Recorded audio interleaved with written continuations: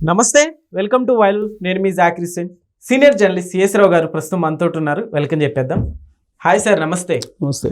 జగన్మోహన్ రెడ్డి గారు జైలుకి వెళ్ళబోతున్నారా అన్నట్లుగా ఢిల్లీలో నారా లోకేష్ గారు మీడియాతో మాట్లాడినట్టు తెలుస్తుంది సార్, అంటే సంకేతాలు ఇచ్చినట్టు. సో ఏం చెప్తారు? ఢిల్లీ వెళ్ళినటువంటి లోకేష్ గారు మీడియాతో మాట్లాడారు. ఆ సందర్భంగా జగన్మోహన్ రెడ్డి గారిని జైల్లో పెట్టడానికి 2 నిమిషాలు చాలు చంద్రబాబు నాయుడు గారికి. కానీ ఆంధ్రప్రదేశ్ ప్రజలు అధికారం ఇచ్చింది జగన్మోహన్ రెడ్డి గారిని బొక్కలు వేయటానికి కాదు అని ఈ వర్డ్స్ ఆయన ఉపయోగించారు.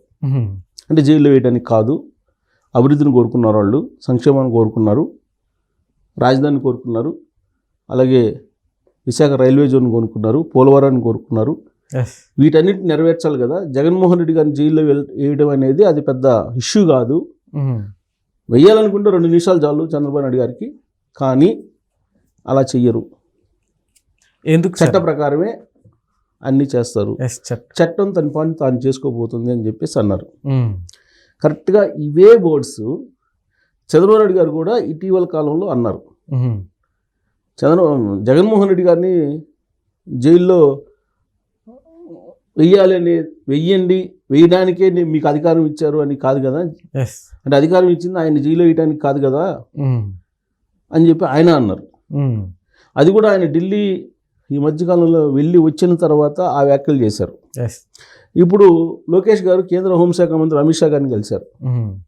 అమిత్ షా గారిని కలిసిన తర్వాత అలాగే ఉపరాష్ట్రపతిని కూడా కలిశారు. కలిసిన తర్వాత జరిగినటువంటి ప్రెస్ మీట్లో ఆయన మాట్లాడినటువంటి మాటలు అంటే ఇండికేషన్స్ ఏమి వెళ్తున్నాయని అంటే జగన్మోహన్ రెడ్డి గారిని అరెస్ట్ చేయడానికి కాదు, అరెస్ట్ చేయాలనుకుంటే చెయ్యొచ్చు, కానీ అరెస్ట్ చేయడానికి కాదు మాకు అధికారం ఇచ్చింది అనేటువంటి సంకేతాలు పంపిస్తున్నారు అని అంటే ఎప్పట్లో జగన్మోహన్ రెడ్డి గారు అరెస్ట్ అయ్యేటువంటి పరిస్థితులు లేవా అనేటువంటిది ఒక క్లారిటీ వస్తుంది. అటు చంద్రబాబు గారు చెప్తున్నారు ఇదే మాటలు, లోకేష్ గారు కూడా తాజాగా చెప్పారు. కాబట్టి జగన్మోహన్ రెడ్డి గారిని అరెస్ట్ చేయబోతున్నారు, ఇదిగో జగన్మోహన్ రెడ్డి గారు లిక్కర్ స్కామ్లో ఉన్నారు, ఇదిగో లేదంటే జగన్మోహన్ రెడ్డి గారు మైనింగ్ స్కామ్లో ఉన్నారు, ఇదిగో లేదంటే ఇసుక దాంట్లో ఉన్నారు, శాండ్ స్కామ్లో ఉన్నారు, ల్యాండ్ స్కామ్లో ఉన్నారు, కాబట్టి ఆయన అరెస్టు అనేది సర్వత్రా వినిపిస్తూ ఉంది. సార్, ఒకవేళ జగన్మోహన్ రెడ్డి గారు అరెస్ట్ అయితే మళ్ళీ పబ్లిక్లో ఆదరణ ఏమైనా పెరుగుతుంది అనుకోవచ్చు సార్? ఇప్పుడు ఈ ఆదరణ పెరుగుతుంది పెరగదు అనడానికి బెంచ్ మార్క్ కింద మనం దేన్ని తీసుకోవాలి? ఇప్పుడు ఆంధ్రప్రదేశ్లో జైలుకి వెళ్ళొచ్చినటువంటి వాళ్ళు ముఖ్యమంత్రులు అవుతున్నారు అనేటువంటి సెంటిమెంట్ ఉంది. జగన్మోహన్ రెడ్డి గారు జైలుకి పోయి వచ్చారు, ముఖ్యమంత్రి అయ్యారు. చంద్రబాబు నాయుడు గారు మొన్న రాజమండ్రి సెంట్రల్ జైలుకి వెళ్ళారు. స్కిల్ డెవలప్మెంట్కి సంబంధించిన కేసులో నిరాధారమైనటువంటి ఆరోపణలు చేసి ఆయన్ని జైల్లో పెట్టారు. బయటకు వచ్చిన తర్వాత ఆయన మునిపెన్నడూ లేని విధంగా అప్రతిహతమైనటువంటి మెజార్టీతోటి దాదాపు 94 స్ట్రైక్ రేట్ తోటి 100% స్ట్రైక్ రేట్ తోటి జనసేన కూటమిలో గెలిపించుకున్నారు. ఇవి చెబుతున్నారు, జైలుకి వెళ్ళి వస్తే గెలుపు, ప్రజల ఆదరణ ఉంటుంది, ప్రజల సానుభూతి ఉంటుంది అనేటువంటిది ఒకటి బాగా ప్రచారంలోకి తీసుకెళ్లారు. అయితే ఇక్కడ కాంట్రడిక్షన్ ఏంటంటే మన కళ్ళ ముందు కనిపిస్తున్నటువంటిది లిక్కర్ స్కామ్లో ఉన్నటువంటి కవిత తీహార్ జైలుకి వెళ్ళారు. తీహార్ జైలుకి పంపించిన తర్వాత జరిగినటువంటి ఎన్నికల్లో బీజేపీ తెలంగాణలో బాగా లాభపడింది. 8 మంది ఎంపీలను గెలుచుకున్నారు ఇక్కడ. అవును. సో ఆ 8 మంది ఎంపీలు అనేది చాలా ఎక్కువ బీజేపీకి. ఇంతకుముందు ఎప్పుడు రాలేదు.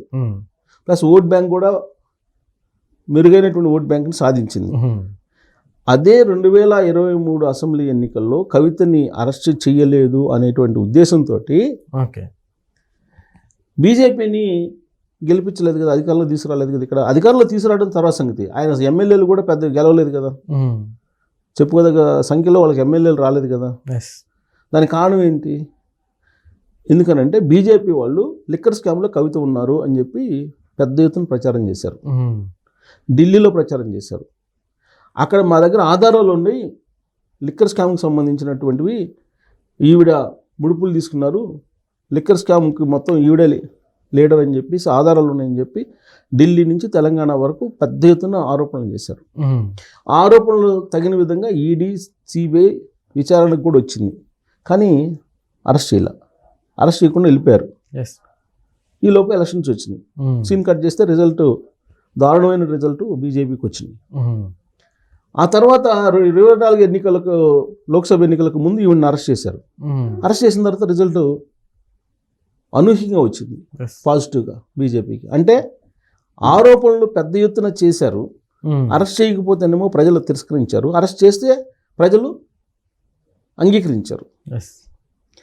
ఈ సూత్రాన్ని మనం ఏపీలో ఇంప్లిమెంట్ చేసుకుంటే జగన్మోహన్ రెడ్డి గారి మీద ఎన్నికలకు ముందు బీజేపీ, తెలుగుదేశం పార్టీ, జనసేన పెద్ద ఎత్తున అవినీతి ఆరోపణలు చేశారు. Okay, land scam, sand scam, liquor scam, mining scam, ఇలా రకరకాలుగా చెప్పారు. ఎన్ని కోట్ల రూపాయలు ఆయన దోచుకున్నారు, ఎంత అక్రమాలకు పాల్పడ్డారు అనేది స్క్రీన్ మీద అందరూ చూపించారు. అలాగే ఎన్నికల ప్రతి వేదిక మీద చెప్పారు. పైగా రికవరీ చేస్తామని చెప్పారు. ఓకే, ప్రజలు హోప్స్ పెంచారు, ప్రజలు నమ్మారు కూడా. జగన్మోహన్ రెడ్డి అవినీతికి పాల్పడ్డారు, అక్రమాలకు పాల్పడ్డారని వీళ్ళు చేసినటువంటి ప్రచారాన్ని. మరి అధికారంలోకి వచ్చిన తర్వాత జగన్మోహన్ రెడ్డి గారిని అరెస్ట్ చేయకపోతే మరి నష్టమా లాభమా అని అంటే కవిత ఎపిసోడ్ని మనం ఉదాహరణగా తీసుకోవచ్చు. మనం ప్రత్యేకంగా చెప్పవసరం నష్టమా లాభమా అంటే, ఎందుకంటే అవినీతి ఆరోపణల్ని పెద్ద ఎత్తున చేశారు, దానికి సంబంధించిన ఆధారాలు ఉన్నాయని చెప్పారు. అధికారంలోకి వచ్చిన తర్వాత శ్వేతపత్రాలను విడుదల చేశారు అసెంబ్లీలో, జగన్మోహన్ రెడ్డి గారు చేసినటువంటి అక్రమాలు, అవినీతికి సంబంధించినట్టు. వాటిని ప్రూవ్ చేయకపోతే ఆంధ్రప్రదేశ్ సమాజం ఒప్పుకుంటుందా అని అంటే అనుమానమే. ఎందుకంటే ఆ స్థాయిలో ప్రచారం చేశారు, ఆధారాలు ఉన్నాయని చెప్పి అన్నారు. ఇప్పుడేమంటున్నారు, ఆధారాలు ఉంటే ప్రూవ్ చేయగలిగితే, ఆయన అవినీతి అక్రమాలను ప్రూవ్ చేయగలిగితే చట్టం అరెస్ట్ చేస్తుంది ఆయన్ని అని చెప్పి చెబుతున్నారు. చంద్రబాబు నాయుడు గారు తలుచుకుంటే 2 నిమిషాల్లో జైలుకి పంపిస్తాము, కానీ ఆయన మీద వినిపిస్తున్నటువంటి అవినీతి అక్రమాలకు సంబంధించినటువంటి వాటిని ప్రూవ్ చేయాలి కదా. ప్రూవ్ చేస్తే చట్టం తన పని దాన్ని చేసుకోబోతుందని చెప్పి చెప్తున్నారు. అంటే దాని అర్థం ఏంటి, ప్రూవ్ చేయలేని పరిస్థితిలో ఉన్నారా? ప్రూవ్ చేయలేనటువంటి పరిస్థితుల్లో ఉంటే ప్రజలకు మరి ఎన్నికలకు ముందు చెప్పారు కదా, అవినీతి అక్రమాలకు పాల్పడ్డారు జగన్మోహన్ రెడ్డి గారు అని చెప్పి చెప్పారు కదా.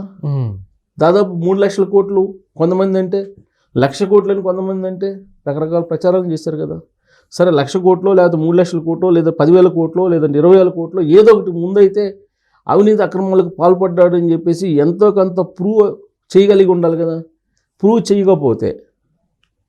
చేయకపోతే ఆంధ్రప్రదేశ్ సమాజం ఒప్పుకుంటుందా? అంటే కక్ష సాధింపులు చేస్తున్నట్టు ఆ కోణం నుంచి డెఫినెట్గా వైఎస్ఆర్ కాంగ్రెస్ పార్టీ ఎలివేట్ చేస్తుంది కదా, ఆంధ్రప్రదేశ్ సమాజంలోకి వెళ్తుంది కదా. ఇప్పటికే వెళ్తున్నారు కదా, రప్పరప్ప అంటున్నాడు కదా, ఇప్పటికే రప్పరప్ప అంటున్నాడు కదా, నిన్న రప్పరప్ప అంటున్నాడు కదా. జాతరలో, పోలేరమ్మ జాతరలో వేటలు నరికినట్టు నడుగుతాం 2029 ఎన్నికల్లో మేము వచ్చేస్తున్నాం అని చెప్పి అంటున్నారు కదా, రప్పరప్ప అంటున్నారు కదా. సో కాబట్టి అరాచకం జరుగుతుంది, లా అండ్ ఆర్డర్ లేదు, అక్రమాలుగా కేసు పెడుతున్నారని చెప్పి ప్రచారం చేస్తున్నాడు ఆయన. అంత బహిరంగంగా రీసెంట్గా చూసుకుంటే రోజా గారు కూడా అట్లానే చెప్పారు సార్, మా ప్రభుత్వం నెక్స్ట్ వస్తే మామూలుగా ఉండదని చెప్పారు కదా. వాళ్ళు చెప్తున్నారు, ఇంటికి కూడా బేకలేమంటున్నారు, పీక్కోండి అంటున్నారు, బట్టలు ఇప్పి తీసి నిలబెడతాం అంటున్నారు, నరుకుతాం అంటున్నారు, చంపుతాం అంటున్నారు, జైల్లో పెడతాం అంటున్నారు, సెల్యూట్ చేపిస్తాం కార్యకర్తలకి, డిఎస్పీలని ఎస్పీలని అని చెప్తుంటున్నారు, ఇవన్నీ అంటున్నారు. మరి ఇవన్నీ ప్రూవ్ అయితే జైలుకి పోతాడు, లేకపోతే లేదని చెప్పి అంటున్నారు కదా. ప్రూవ్ చేయాల్సింది ఎవరు? గవర్నమెంట్లో ఉండేటువంటి వాళ్ళే కదా ప్రూవ్ చేయాల్సింది. సో ఒకవేళ ప్రూవ్ చేయకుండా ఆయన జైల్లోకి పంపించడానికి కాదు మమ్మల్ని గెలిపించింది అని చెప్పేసి అనుకుంటే, మరి ఆంధ్రప్రదేశ్ సమాజం మరి కవిత ఎపిసోడ్లో ఏ విధంగా అయితే తెలంగాణ సమాజం భావించిందో అలా భావించింది అనుకో, అప్పుడేమవుతుంది? ఒకవేళ జైలుకి రప్పరప్ప వస్తుంది కదా మళ్ళా, రప్పరప్ప ఆంధ్రప్రదేశ్కి తప్పదా అనేటువంటి చర్చ ఇప్పుడు నడుస్తుంది. లోకేష్ గారు ఢిల్లీలో ప్రెస్ మీట్ పెట్టి ఆయన చేసినటువంటి వ్యాఖ్యలు, అంతకుముందు చంద్రబాబు గారు చేసినటువంటి వ్యాఖ్యలు, ఈ రెండు చూస్తే ఎవరిని వదిలిపెట్టవు. తప్పు చేసినటువంటి వాళ్ళని వదిలిపెట్టే ప్రసక్తే లేదు. కాకపోతే చట్ట ప్రకారం వెళ్తాం అని చెప్పి అంటున్నారు. వెళ్ళాల్సిందే, చట్ట ప్రకారం వెళ్ళాల్సిందే, ఖచ్చితంగా చట్ట ప్రకారమే వెళ్ళాలి. ఓకే, కానీ చట్ట ప్రకారమే ప్రూవ్ చేయాలి కదా. ప్రూవ్ చేయాల్సిన బాధ్యత కూడా ప్రభుత్వం మీద ఉంది కదా.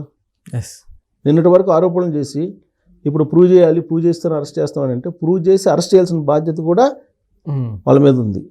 అందుకే ఆంధ్రప్రదేశ్ సమాజం వాళ్ళని గెలిపించింది. జగన్మోహన్ రెడ్డి గారి మీద వ్యతిరేకత, జగన్మోహన్ రెడ్డి గారు అంటే భయం కారణంగానే మన కూటమిని 94% స్ట్రైక్ రేటు ఒకరిని, 100% స్ట్రైక్ రేటుతో ఇంకొకరిని గెలిపించారు. కాబట్టి చేయకపోతే ప్రభుత్వాన్ని మళ్ళీ ఎంచుకుంటారంట సార్, నమ్మకం ప్రూవ్ చేయకపోతే రప్పరప్ప దగ్గర నుంచి ఇంకా కఠినమైనటువంటి ప్రచారం, ఇంకా రప్పరప్ప కన్నా కూడా ఇంకా మించినటువంటి ప్రచారం సమాజంలోకి తీసుకెళ్తారు. చూసారా, అక్రమ కేసులు పెట్టారు, ఒక్కటి కూడా ప్రూవ్ చేయలేరు అని అంటారు. రేపు మేమేమన్నా చేసుంటే మమ్మల్ని తీసుకెళ్ళచ్చు కదా అంటారు. జగన్మోహన్ రెడ్డి 1,00,000 కోట్లు సంపాదించారు, 2,00,000 కోట్లు అని, ఒకళ్ళు 3,00,000 కోట్లు ఒకటి అన్నారు కదా. మరి ఎందుకని జగన్మోహన్ రెడ్డి గారిని అరెస్ట్ చేయలేదు? జగన్మోహన్ రెడ్డి గారు పీక్కోండి అంటున్నారు కదా, మరి ఏం బీకారు వీళ్ళు అని చెప్పి ఇదే సమాజం అడుగుతుంది. అడగకుండా ఉండదు. నరేంద్ర మోడీ గారిని అడుగుతుంది, అమిత్ షా గారిని అడుగుతుంది, కూటమి నేతలను కూడా అడుగుతుంది. ఎందుకు? నరేంద్ర మోడీ గారు, అమిత్ షా గారు ఏం చెప్పారు? విధ్వంసం జరిగిందన్నారు. 2019 నుంచి 2024 మధ్యలో విధ్వంసం జరిగిందన్నారు. మరి విధ్వంసం జరిగినప్పుడు కేంద్ర ప్రభుత్వంలో ఉన్న ప్రధానమంత్రి గారు, కేంద్ర హోంశాఖ మంత్రి గారు ఏం చేస్తున్నారు? అంటే అబద్ధాలా? ఓట్ల కోసం మీరు చెప్పినటువంటి వ్యాఖ్యలు అనుకోవాలా? ఒకవేళ జగన్మోహన్ రెడ్డి గారిని అరెస్ట్ చేయకపోతే, ప్రూవ్ చేయకపోతే ఆయన మీద ఉన్న ఆరోపణల్ని ఖచ్చితంగా ఇదే వస్తుంది కదా వాయిస్. అది నేను చెప్పడం కాదు, రేపు వైఎస్ఆర్ కాంగ్రెస్ పార్టీ వాళ్ళు అదే ఎన్నికల స్లోగన్గా తీసుకుని వెళ్తారు కదా.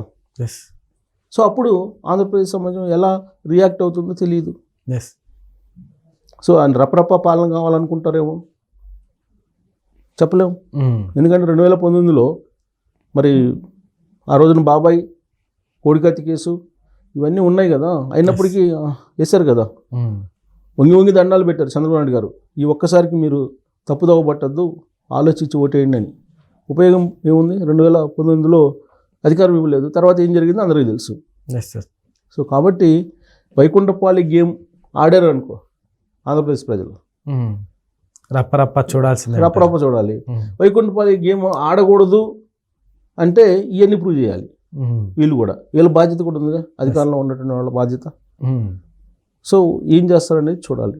ఇప్పటికైతే వీళ్ళు చెప్పిన దాని ప్రకారం అరెస్ట్ ఇప్పట్లో ఉండదేమో అనిపిస్తుంది. Okay sir, thank you.